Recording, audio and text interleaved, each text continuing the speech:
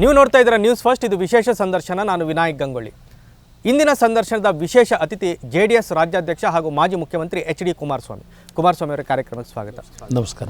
ಕರ್ನಾಟಕದ ರಾಜಕಾರಣದ ಇತಿಹಾಸದಲ್ಲಿ HD ಕುಮಾರಸ್ವಾಮಿ ಒಬ್ಬ ಹೊಸ ಹಿಂದೂ ಫೈರ್ ಬ್ರ್ಯಾಂಡ್ ನಾಯಕರಾಗಿ ಉಗಮ ಆಗಿದ್ದಾರೆ ಅಂತ ತಮ್ಮ ಬಗ್ಗೆ ಈಗ ವ್ಯಾಖ್ಯಾನ ನಡೀತಾ ಇದೆ. ನೋಡಿ, ನಾನು ಒಂದು ವರ್ಗಕ್ಕೆ ಧ್ವನಿಯಾಗಿ ಕೆಲಸ ಮಾಡ್ತಕ್ಕಂಥವನಲ್ಲ. ನನ್ನ ಕೆಲವು ಹೇಳಿಕೆಗಳ ಬಗ್ಗೆ ನಮ್ಮ ವಿರೋಧಿಗಳು ಅವರವರದೇ ಆದಂಥ ರೀತಿಯಲ್ಲಿ ವ್ಯಾಖ್ಯಾನಗಳನ್ನು ಮಾಡೋದು ಬೇರೆ. ಆದರೆ ನನ್ನಲ್ಲಿ ನಾನು ರಾಜಕೀಯದಲ್ಲಿ ತಿಳುವಳಿಕೆ ಮೂಡಿ ರಾಜಕಾರಣಕ್ಕೆ ಬಂದ ನಂತರ ನನ್ನ ಒಂದು ನಿಲುವೇನು ಇಟ್ಕೊಂಡಿದ್ದೇನೆ, ಆ ನಿಲುವಿನಲ್ಲಿ ಇವತ್ತು ಯಾವುದೇ ಬದಲಾವಣೆಗಳಿಲ್ಲ. ಸರ್, 6 ವರ್ಷಕ್ಕವರು ವಿಪಕ್ಷ ನಾಯಕರು ಕುಮಾರಸ್ವಾಮಿಯವರು ಒಬ್ಬ ಹಿಂದೂ ನಾಯಕ, ಇದರಲ್ಲಿ ಯಾವ ಅನುಮಾನ ಬೇಡ, ಅವರಿಗೆ NDA ಪಾರ್ಟ್ನರ್ ಅಂತ ಹೇಳಿದ್ದಾರೆ. ನಾನು ಹುಟ್ಟು ಹಿಂದೂ, ಅವ್ರು ಹೇಳಿದ್ರಲ್ಲಿ ತಪ್ಪೇನಿಲ್ಲ. ನಾನು ಹುಟ್ಟಿರ್ತಕ್ಕಂಥದ್ದೇ ಹಿಂದೂ ಸಮಾಜದಲ್ಲಿ.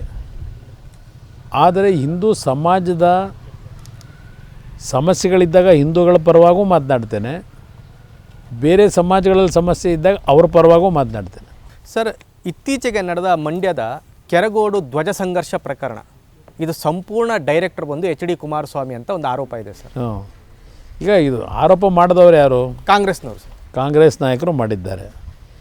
ನಾನು ಕೆರಗೋಡಿಗೆ ಈ ಕ್ಷಣದವರೆಗೂ ಹೋಗೇ ಇಲ್ಲ. ಕೆರಗೋಡಿನಲ್ಲಿ ನಾನು ಅವತ್ತೇನು ಗಲಾಟೆ ಆದಂಥ ದಿನ ಇದೆಯಲ್ಲ, ಅವತ್ತು ಹೋಗಿದ್ದು ನಮ್ಮ ವಿರೋಧ ಪಕ್ಷದ ನಾಯಕರು ಅಶೋಕ್ ಹೋಗಿದ್ದಾರೆ, ಅಶ್ವಥ್ ನಾರಾಯಣ್ ಹೋಗಿದ್ದಾರೆ. ನಾನು ಅವತ್ತು ಎಲ್ಲೋ ಬೇರೆ ಕಡೆ ಪ್ರವಾಸದಲ್ಲೇನಿದ್ದೆ. ವಿಷಯ ಗೊತ್ತಾದಾಗ ನಾನೇ ಈಗಾಗಲೇ ಮಾಧ್ಯಮಗಳಿಗೆ ಹೇಳಿದ್ದೇನೆ, 5 ಬಾರಿ ಜಿಲ್ಲಾಧಿಕಾರಿಗೆ ಮಾತನಾಡಿದ್ದೇನೆ ಫೋನ್ನಲ್ಲಿ ಅಂತ. ಯಾತಕ್ಕೆ ಈ ರೀತಿ ತೀರ್ಮಾನಗಳು ಮಾಡ್ತಾಯಿದ್ದೀರಿ ಸರ್ಕಾರದಲ್ಲಿ? 2 ಸೆಕೆಂಡ್ನಲ್ಲಿ ಸಾಲ್ವ್ ಮಾಡ್ತಕ್ಕಂಥದ್ದನ್ನು ನೀವೇ ಮೈ ಮೇಲೆ ಎಳ್ಕೊಂಡಿದ್ದೀರಲ್ಲ ಅಂತ ಹೇಳಿ ನಾನು ಜಿಲ್ಲಾಧಿಕಾರಿಗೆ ನೇರವಾಗಿ ಮಾತನಾಡಿದ್ದೇನೆ. ತಪ್ಪು ಮಾಡ್ಕೊಂಡಿರೋದು ಅವರು. ಒಂದು ಕ್ಷುಲ್ಲಕ ವಿಷಯ, ಯಾವುದೋ ಒಂದು ಧ್ವಜಸ್ತಂಭ ಉದ್ಘಾಟನೆ ಮಾಡಲಿಕ್ಕೆ ಅವ್ರ ಪಕ್ಷದ ಶಾಸಕರನ್ನ ಇನ್ವಿಟೇಷನಲ್ಲಿ ಹಾಕೊಂಡಿಲ್ಲ ಅಂತ ಹೇಳಿ ಇದೆಲ್ಲ ಪ್ರಾರಂಭ ಆಗಿರ್ತಕ್ಕಂಥದ್ದು ಸೃಷ್ಟಿ. ಅವ್ರು ಮಾಡ್ಕೊಂಬಿಟ್ಟು ಅದು ಕುಮಾರಸ್ವಾಮಿ ಇದರ ಸ್ಕ್ರಿಪ್ಟ್ ರೈಟ್ರು ಅಂದರೆ ಇದಕ್ಕೆ ನಾನೇನು ಹೇಳಲಿ? ನ್ಯೂಸ್ ಫಸ್ಟ್, ನಿರ್ಭೀತಿಯಿಂದ ನಿಮ್ಮ ಪರವಾಗಿ.